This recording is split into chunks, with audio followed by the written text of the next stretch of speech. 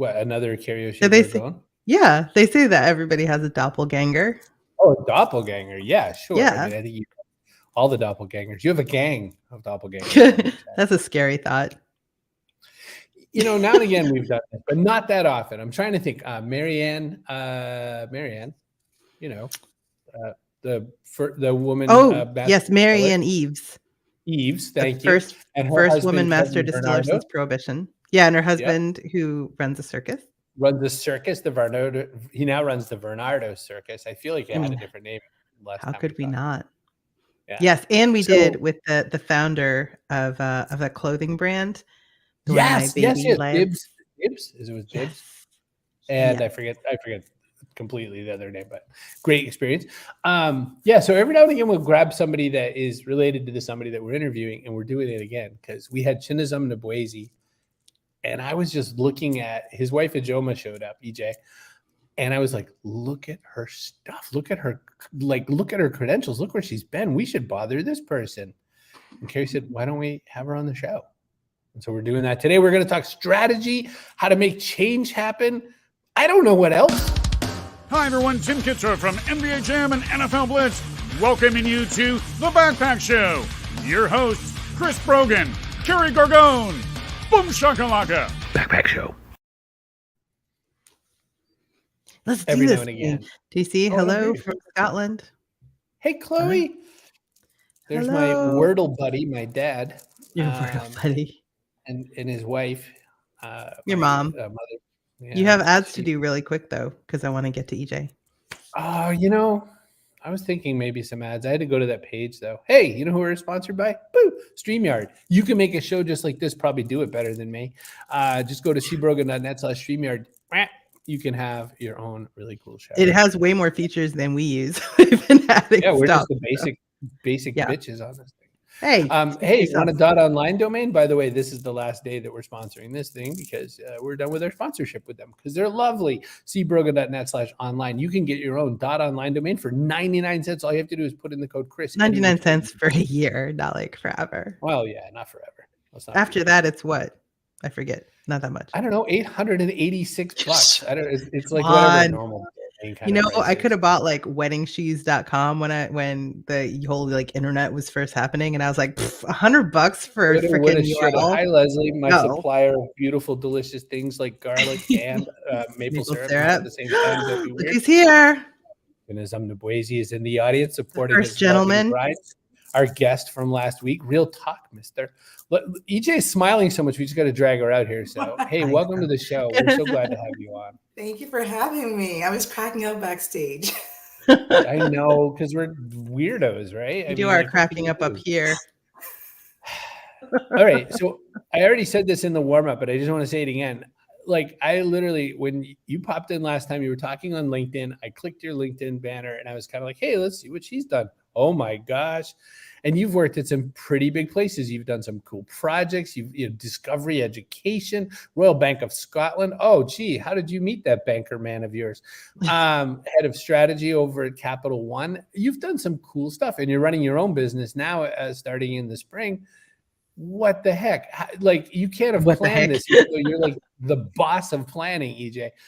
How did you kind of navigate your way through this particular setup you've done? Like, and through three very different major global markets, NYC, Lagos, and London. Like, what? Like you do. Yeah, fair enough. Tell us how you got all there. How'd you get here? I will say, even though I think of myself as a master. Oh no, you put her back. I hit the wrong button. You were the worst. Stop it. I didn't mastermind those transitions. I wish I could take credit for that. I think one thing that's always been helpful for me is just really kind of following my interests, right? And exploring that and like fully. I love to learn. I love to problem solve. So I kind of dive deep into things. And so that's really what has been the overarching trend. I mean, I moved to Lagos 3 degrees above the equator because I wanted to explore that side of my culture and identity. And then I lived and worked out there for several years. And then I moved out to London because my new husband lived out there. And I thought, why not? It's one of the best cities in the world. And then when we decided to start our family, we moved out to the Washington, D.C. area, which is where I'm based now. So I've really just been kind of going with the flow and seeing where things take me. And I think I'll say 3 things that really help me to navigate those transitions. It's one, you got to visualize like where you want to get to, why you want to go there, who you want to be, how you want to feel. The second thing I would say that's been really helpful is honestly just having a bit of faith. I call it effortless manifestation, like that belief that good things can happen and leaving a little room for magic and seeing what happens. And I find if I'm behaving and speaking from a place of sincerity, the universe pays it back tenfold. And then the last thing for me has really been not letting a fear of failure stop me from trying something new. So my problem is I don't behave, I guess. One of the things that I was excited to talk about is efficiency optimization, because we're part of, Chris and I both are part of a company now that's growing like insanely fast. So when I joined a couple of years ago, it was 200 employees. Now it's like 800-ish, maybe give or take. Yeah, so there's a lot of change happening.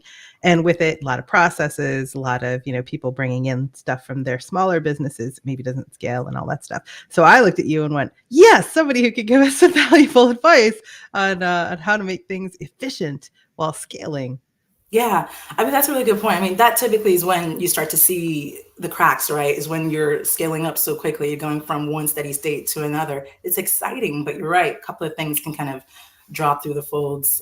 So one thing that I will say, and I'll give you an example of this, is you got to look at your underlying processes and workflows first. You really have to start there and look at it from the perspective of your client or customer, and then from the perspective of the employees, and you go A to Z, right? What's that journey? And it's important to do that because I'll tell you candidly, I had an opportunity to work with an amazing company that was just building faster than they could even handle, right? They had so much demand and they had to kind of scale up really quickly, similar to what you all are experiencing probably right now.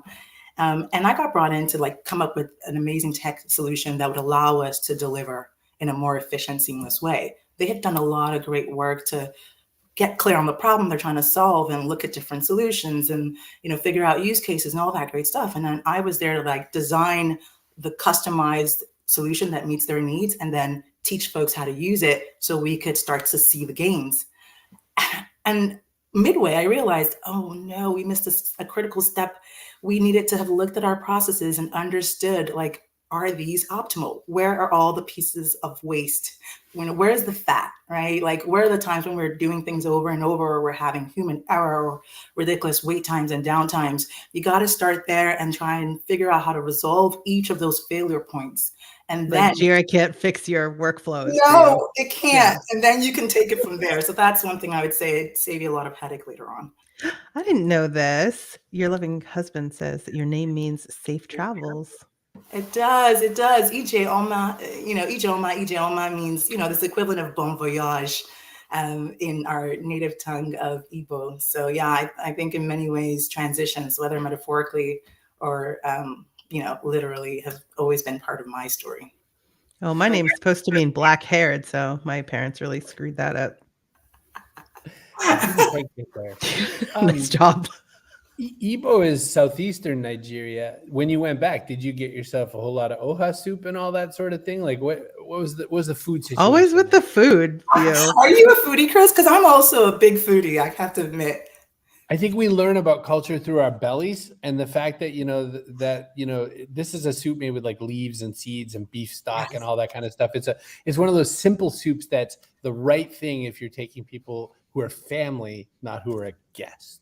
Yeah, that's oha soup is actually my husband's favorite soup. So he's from a state called Anambra, and that's one of their signature dishes. So that's his favorite day and night. I have another preference. Mine is called okra soup. And so anytime you want to be my friend, give me a bowl of that. But I did get a chance to explore food and just enjoy when I was back home. I have to say, with every environment, there are pros and cons, but it was by and large a wonderful experience.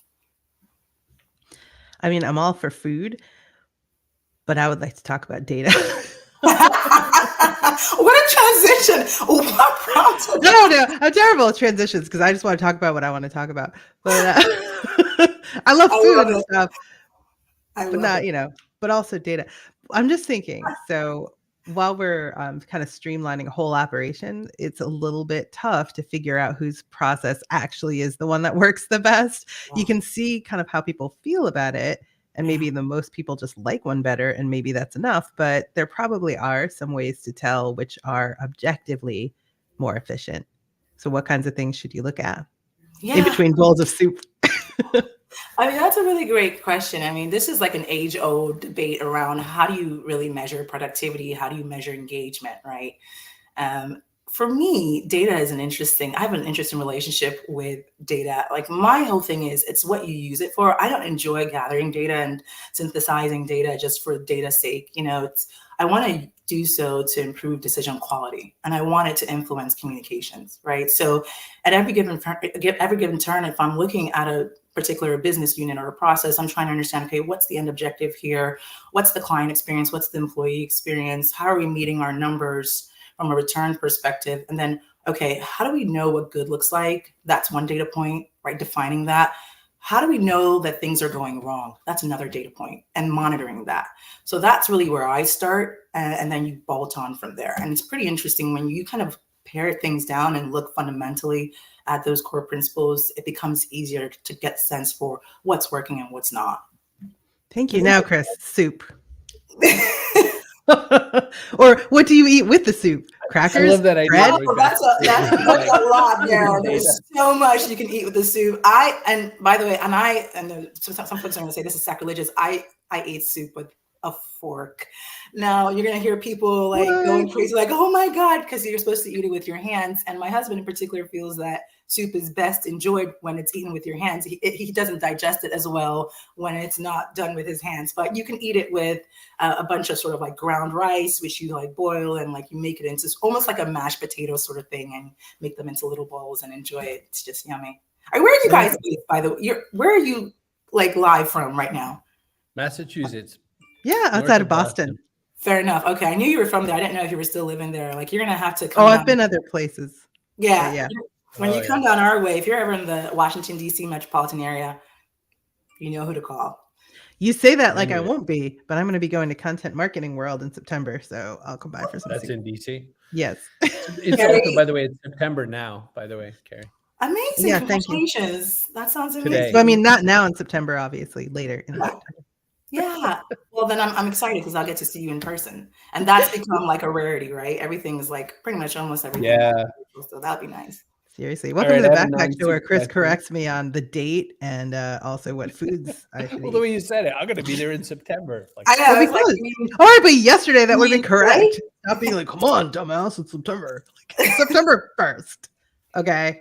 All right. I have a strategy question because Carrie and I have both experienced circumstances in which strategy was presented, but what it really was a pile of little itty bitty tactics.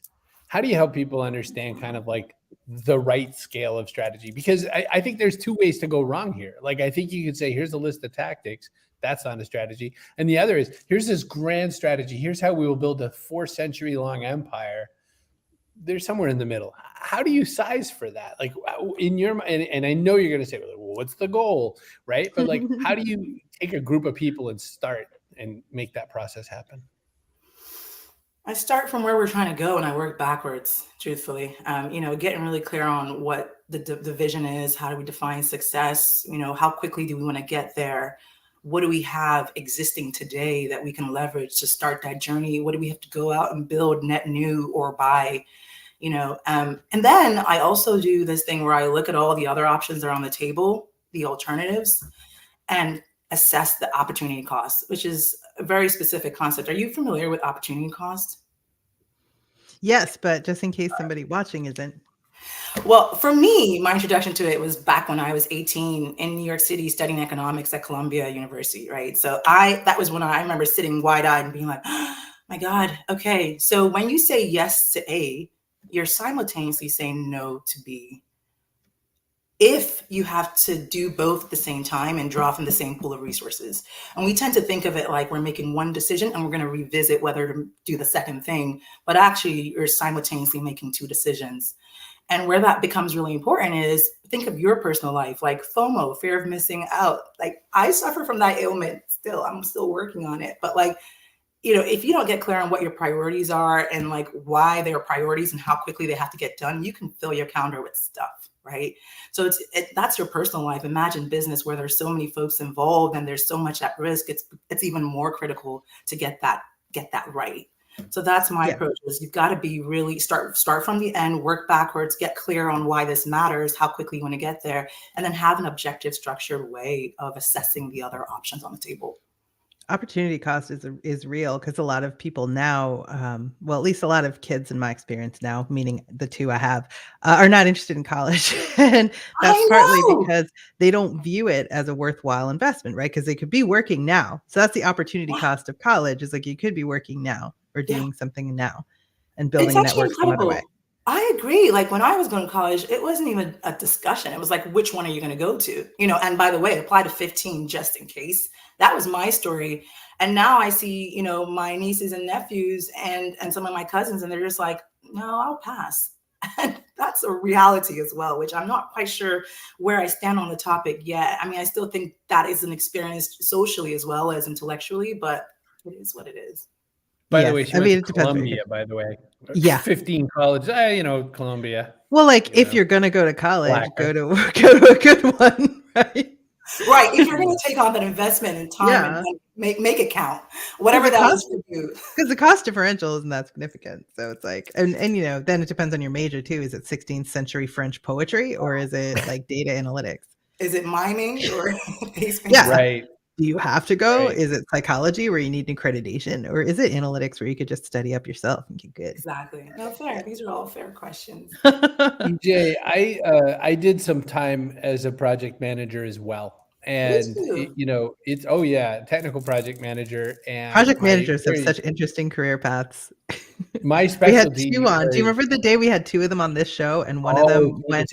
One of them became a pianist and made her money licensing her music on, I think, online, like Spotify and streaming services. That was one project manager. The other one became a financial dominatrix who made a career out of telling dudes, "You're a dirty little mud grub who doesn't deserve your money. You should give it to me instead." Those are the two, both project managers in Beverly Hills. Mm-hmm.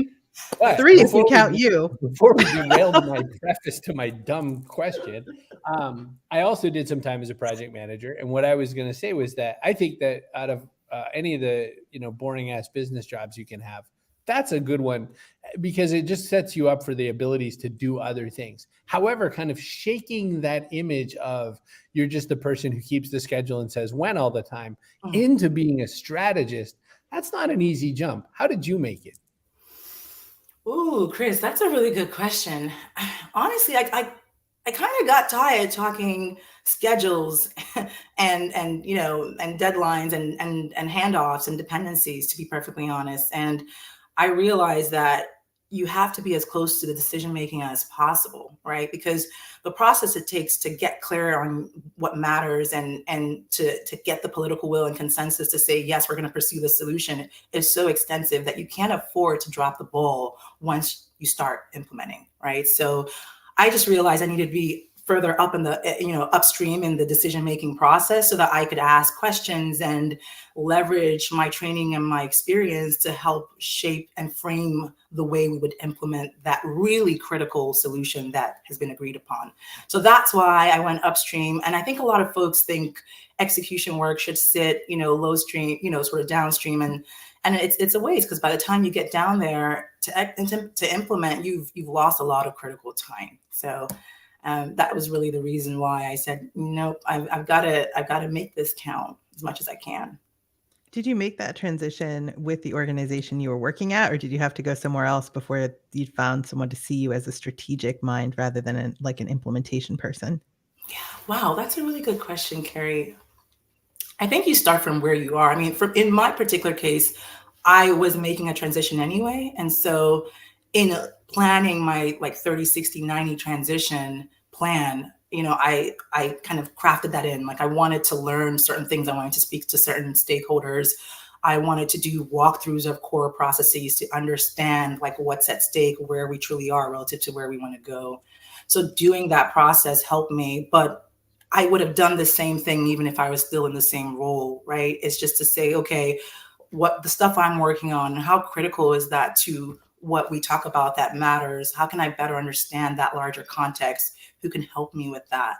And then finding ways to demonstrate my understanding of that in conversations. Does that make sense? I think so. Yeah, I get it.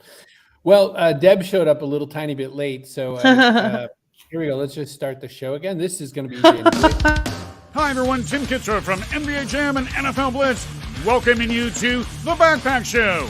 Your hosts, Chris Brogan, Carrie Gargone, Boom Shakalaka. Backpack Show. We saw her, Mrs. Harley, welcome to the show. We're going to have financial dominatrix. Yeah, I saw Mistress Harley in that little video clip. I was like, oh, yeah, that's our. You know, nobody's ever going to tell you that they arrived late anymore if you keep doing that. It makes me happy every time. Financial dominatrix sounds like an amazing career. And she was disagree. A swell guest, Mistress Harley. She was. Can you imagine? I can't. I actually can't. I would love to be a fly on the wall for that conversation, to be honest. And I would love to see the expressions of her clients when she gives them the news. I just want to. We've had two different kinds of dominatrixes on the show. The old-fashioned kind with whips and chains, and then we have money one. You know? Who made it clear she was not doing anything like sexy or anything. She was strictly like whipping them. And then the other one, no contact at all, and she'll wear like a unicorn onesie while she sits there and talks to them. There's nothing except pure degradation. And I was like, can I get your number? I would like to pursue this. First of all, I can only imagine the number of folks that would call up her line looking for services, and she has to clarify, like, that's not what I'm in business doing. Absolutely. Right. Your value proposition has got to be very clear. That sounds like that's a process in and of itself, is weeding out those. Tamara Lechner says, new reality show. Yeah. Tamara is fantastic at change. It's hard not to talk about dominatrices, but EJ, I had a thought too. So two things. You and Chinazome are both planning planners. You plan all the damn time. I have one question about home life. How hard or easy is it to plan, like where you're going to eat a particular night or what you're going to cook or something like that? Is there a lot of planning? What are vacations like with you? Because I don't think I would enjoy it. Hey, there's little ones involved too. Well, there's like a whole family. There is a whole family. I mean, they don't have quite as much of a voice. They're like half a person, but you know, they're increasingly voicing their views. I mean, here's the thing: vacations with us are actually a lot of fun, Chris. Okay, you have to try it for yourself, and I'll let you be the judge of that. When we go to vacation, because I mean, Chinazome is an emotional well-being coach, so he's resting, he's recovering, he's rejuvenating. Like, I, at the beginning of the marriage, used to like plan out the schedule and like, we're doing this, we're like bike riding, we're like whitewater rafting, we're, you know, I'd fill it up and he'd just turn up and say, yeah, no, this is a vacation. Like, I didn't pay to come out here and then work again. So that's some vacations. We actually know how to really, you know, relax and unplug. And that's something I'm proud of.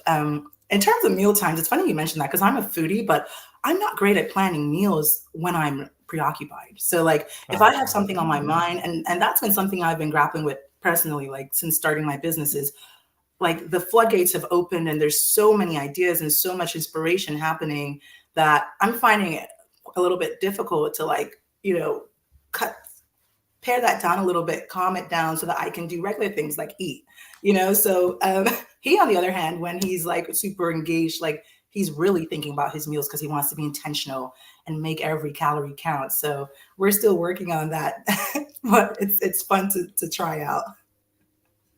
Oh, I love that. Speaking of the new business, so you just kicked this off in May. So I know it's early time still. Who are the kinds of customers you want? Who do you want to see knocking on your door? And like, what's the ideal state for this business? Ooh, Chris, that's a good one. My whole focus is helping others that want to solve problems that matter. I mean, that's the real gist of it. Using my talents and my gifts to solve problems that matter and hopefully transform at least the world around me, if not the larger, greater world, right, in a positive way.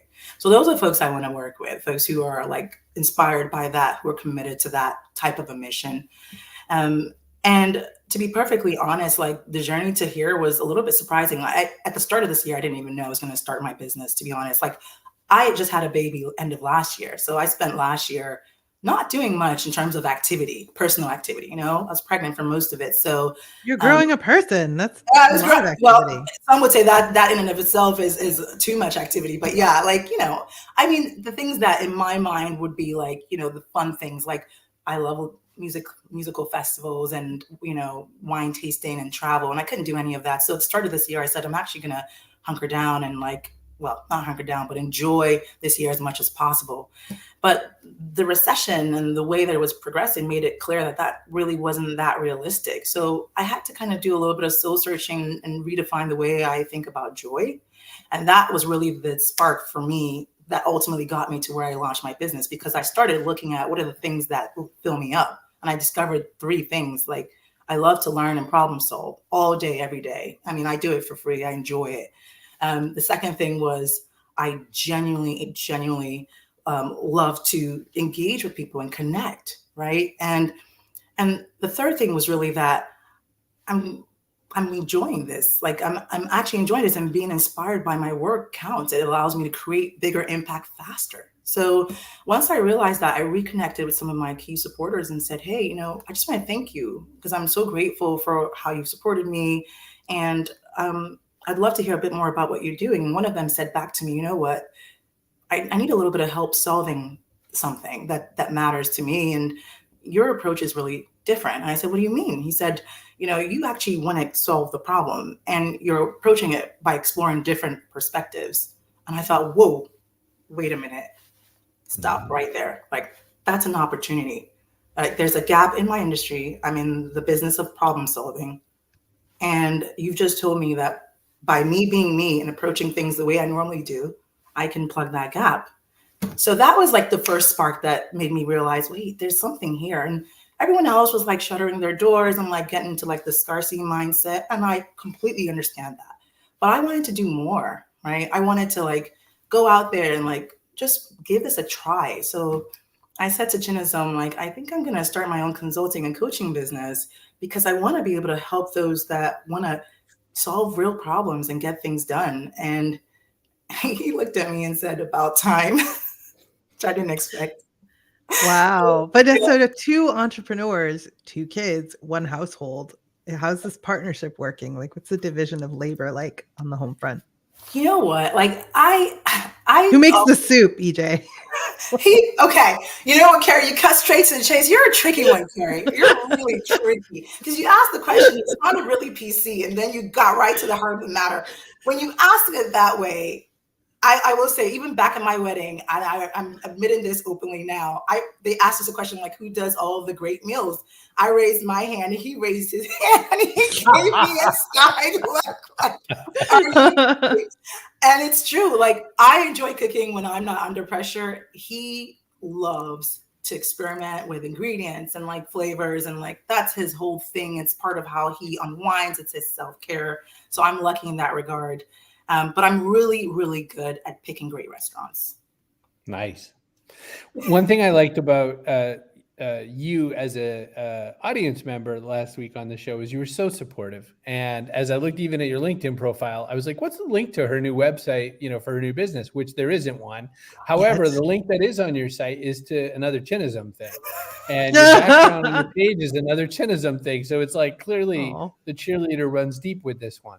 Yeah. So I guess that's part of the what makes it work for you. Has that always been part of the relationship, just the mutual deep support that you seem to share for each other?